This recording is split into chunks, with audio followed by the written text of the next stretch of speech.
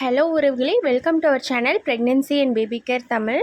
இந்த வீடியோவில் நம்ம எதை பற்றி பார்க்க போகிறோம் அப்படின்னா, இந்த வருடம் 2025 கடைசி கிரகணம் சூரிய கிரகணம் வருகிற செப்டம்பர் 21 நிகழ இருக்குது. இப்போது தான் வந்துட்டு செப்டம்பர் 7 சந்திர கிரகணம் வந்துட்டு நிகழ்ந்து முடிஞ்சுது. இப்போ வரக்கூடியது என்னன்னு பார்த்தீங்கன்னா சூரிய கிரகணம். இந்த வருடத்துடைய கடைசி கிரகணம். இந்த கிரகணம் எந்த நேரத்தில் ஆரம்பிக்குது, எப்போ முடியுது அப்படிங்கிறதையும், கர்ப்பிணி பெண்கள் என்னெல்லாம் செய்யலாம் என்னெல்லாம் செய்யக்கூடாது கிரகண நேரத்தப்போ அப்படிங்கிறதையும், இந்த கிரகணம் இந்தியாவில் தெரியுமா அப்படிங்கிறதையும் இந்த வீடியோவில் பார்க்கலாம். வீடியோ ஃபுல்லாக ஸ்கிப் பண்ணாமல் முழுமையாக பாருங்கள். அப்போ தான் நான் என்ன சொல்கிறேன் அப்படிங்கிறது வந்துட்டு உங்களுக்கு புரியும்.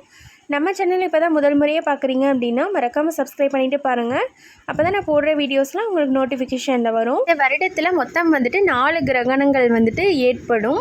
அதில் 3 கிரகணங்கள் வந்துட்டு முடிஞ்சிருச்சு. 2 சந்திர கிரகணங்களும் 1 சூரிய கிரகணமும் முடிஞ்சிருச்சு. 4ஆவதாக வரக்கூடிய கிரகணம் என்னென்னு பார்த்தீங்கன்னா சூரிய கிரகணம்.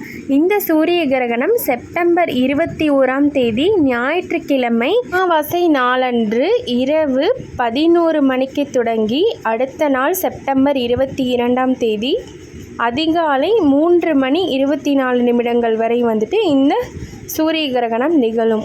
இந்த கிரகணம் நிகழும்போது கர்ப்பிணி பெண்கள், வயதானவர்கள், குழந்தைகள், நோயாளிகள் எல்லாருமே வந்துட்டு கொஞ்சம் பாதுகாப்பாக இருக்கிறது நல்லது. முக்கியமாக வந்துட்டு கர்ப்பிணி பெண்கள் பாதுகாப்பாக இருக்கணும். கர்ப்பிணி பெண்கள் என்னெல்லாம் செய்யக்கூடாது அப்படின்னு பார்த்தீங்கன்னா, இந்த நேரத்தப்போ வந்துட்டு வெளியே போகிறத மேக்ஸிமம் அவாய்ட் பண்ணிக்கோங்க. இந்த கிரகணம் இரவு 11 மணிக்கு நிகழ இருக்குது. யாரும் வந்துட்டு வெளியே போக மாட்டீங்க. எல்லோரும் தூங்குற நேரம் இல்லையா, அதனால் யாரும் மேக்ஸிமம் வெளியே போக மாட்டீங்க. சப்போஸ் அந்த மாதிரி போகிற மாதிரி இருந்தால் வந்துட்டு முன்னாடியே போயிட்டு வந்துடுங்க. லாங் ட்ராவல்லாம் வந்துட்டு அவாய்ட் பண்ணிக்கிறது நல்லது. ஏதாவது எமர்ஜென்சி சுச்சுவேஷன், டெலிவரி பெயின் வந்துருச்சு, இல்லை ஏதாவது வலி எமர்ஜென்சியாக போயே ஆகணும் அப்படின்னா வந்துட்டு நீங்கள் தாராளமாக போய்க்கலாம். மற்றபடி அவாய்ட் பண்ணிக்கோங்க. அதுக்கப்புறம் சாப்பிட்றது, நீங்கள் சாப்பிட்றது வந்துட்டு இரவு உணவு வந்துட்டு ஒரு 8 மணிக்குள்ளே வந்துட்டு சாப்பிட்டு முடிச்சிடுங்க. 8 to 9 அதுக்குள்ளே வந்துட்டு சாப்பிட்டு முடிச்சிடுங்க. அதுவும் சாப்பிடும்போது வந்துட்டு லைட்டான ஃபுட்ஸாக எடுத்துக்கோங்க. ஹெவியான ஃபுட்ஸெல்லாம் வந்துட்டு சாப்பிடாதீங்க அந்த கிரகண நேரத்தப்போ. ஏன் அப்படின்னா கிரகண நேரத்தப்போ செரிமான பிரச்சனைகள் வந்துட்டு அதிகமாக இருக்கும். அதனால் வந்துட்டு நீங்கள் ரொம்பவே லைட்டான ஃபுட்ஸாக எடுத்துக்கோங்க. ஈஸியாக எளிமையாக ஜீரணமாகக்கூடிய உணவுகள்லாம் வந்துட்டு எடுத்துக்கோங்க. இட்லி, தோசை அந்த மாதிரி லைட்டான ஃபுட்ஸாக எடுத்துக்கோங்க. சப்பாத்தி, பரோட்டா, அப்புறம் எண்ணெயில் பொரிச்ச உணவுகள், அப்புறம் அசைவ உணவுகள், நான்வெஜ் ஐட்டம்ஸ் இதெல்லாம் வந்துட்டு அந்த கிரகண நேரத்தப்போ அவாய்ட் பண்ணிக்கோங்க. நான் சொன்ன மாதிரி செரிமானமாகாது. அடுத்து வந்துட்டு என்ன செய்யக்கூடாது அப்படின்னு பார்த்தீங்கன்னா, ஹெவியான ஒர்க்கெல்லாம் வந்துட்டு செய்யாதீங்க. முடிஞ்சளவு ஒர்க்கெல்லாம் வந்துட்டு இந்த கிரகணம் ஸ்டார்ட் ஆகிறதுக்கு முன்னாடியே வந்துட்டு முடிச்சு வச்சுருங்க. அப்புறம் வந்துட்டு ஷார்ப்பான பொருட்கள்லாம் வந்துட்டு கர்ப்பிணி பெண்கள் யூஸ் பண்ணாதீங்க. ஏன் அப்படின்னா நான் சொன்ன மாதிரி ரேடியேஷன் கதிர்வீச்சோட தாக்கமும் நெகட்டிவ் எனர்ஜி எதிர்மறை ஆற்றலும் அதிகமாக இருக்கும் அந்த கிரகண நேரத்தப்போ. அதனால் ஷார்ப்பான பொருட்கள்லாம் யூஸ் பண்ணாதீங்க. கத்தி, கத்திரிக்கோல், ஊசியில் வந்துட்டு நூல் கோக்கிறது, தையல் மிஷினில் தைக்கிறது, அப்புறம் வந்துட்டு கத்தி வச்சு காய்கறிகள், பழங்கள் கட் பண்ணுறது, இதெல்லாம் வந்துட்டு அந்த கிரகண நேரத்தப்போ மட்டும் அவாய்ட் பண்ணிக்கோங்க. இது மொபைல் ஃபோன் வந்துட்டு எலக்ட்ரானிக் டிவைஸை விட்டு தள்ளியே இருங்க. மொபைல் ஃபோன், லேப்டாப் இதெல்லாம் விட்டு கொஞ்சம் தள்ளியே இருங்க.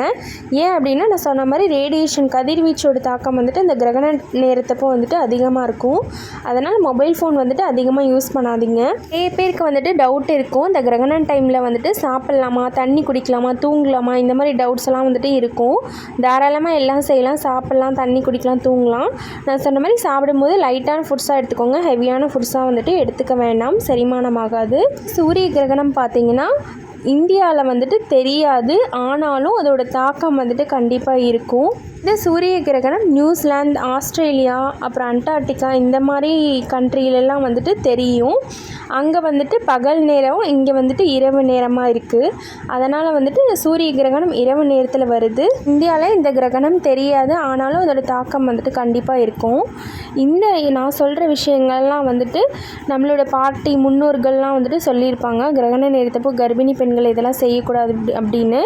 இதெல்லாம் ஒரு மித்து, நம்பிக்கைக்காக தான். நேரம் தான் கிரகணம் நடக்குது. அதனால் வந்துட்டு நம்ம தூங்குற நேரம் தான். நிறைய பேர் சொல்லுவாங்க கிரகண நேரத்தப்போ சாப்பிடக்கூடாது, தண்ணி குடிக்கக்கூடாது அப்படிலாம் வந்துட்டு சில பேர் சொல்லுவாங்க. அப்படிலாம் கிடையாது. சாப்பிட்லாம், தண்ணி குடிக்கலாம், எல்லாமே தாராளமாக பண்ணலாம். சாப்பிடாமல் தண்ணி குடிக்காமல் யாரும் இருக்கக்கூடாது. கிரகணம் நிகழும் பொழுது வந்துட்டு ஹீட், அதாவது நார்மலாக இருக்கிறத விட வெப்பம் வந்துட்டு அதிகமாக இருக்கும். அதனால் வந்துட்டு நீங்கள் தண்ணி வந்துட்டு நிறைய குடிக்கலாம். இந்த வீடியோ உங்களுக்கு யூஸ்ஃபுல்லாக இருந்திருக்குன்னு நினைக்கிறேன். நம்ம சேனல் இப்போ தான் ஃபஸ்ட் டைம் பார்க்குறீங்க அப்படின்னா மறக்காமல் சப்ஸ்கிரைப் பண்ணிவிட்டு பாருங்கள். அப்போ தான் நான் போடுற வீடியோஸ்லாம் உங்களுக்கு நோட்டிஃபிகேஷனில் வரும். இந்த மாதிரி வீடியோஸ் மட்டுமல்ல, pregnancy related videos, baby care videos இது மாதிரி நிறைய போடுவேன். மறக்காமல் சப்ஸ்கிரைப் பண்ணிக்கோங்க. உங்களுக்கு ஏதாவது டவுட் இருந்துச்சுன்னா கீழே கமெண்ட் பாக்ஸில் கமெண்ட் பண்ணுங்கள். கண்டிப்பாக நான் ரிப்ளை பண்ணுவேன். தேங்க்யூ.